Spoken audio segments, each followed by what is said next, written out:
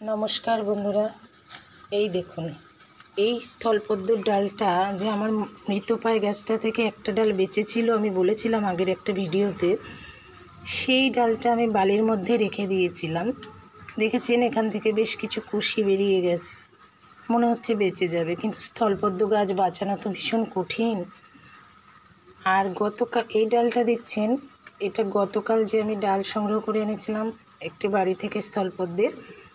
আমি বলতে পারবো না এটার কী কালার হয়, কিন্তু আমার যে ডালটা সেটার কিন্তু দুটো কালার হতো, প্রথমে সাদা হতো পরে গোলাপি হতো। এটা আমি জানি না, দেখিও নি। তো এটা রেখে দিয়েছি।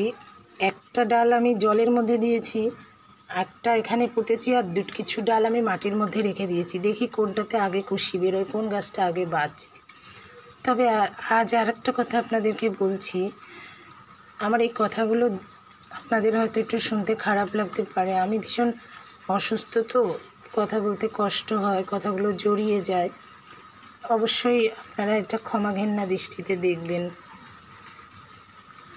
কারণ আমার শরীরটা ভীষণ খারাপ, কথা বলতে গেলে খুবই কষ্ট হয়। ভালো থাকবেন সবাই।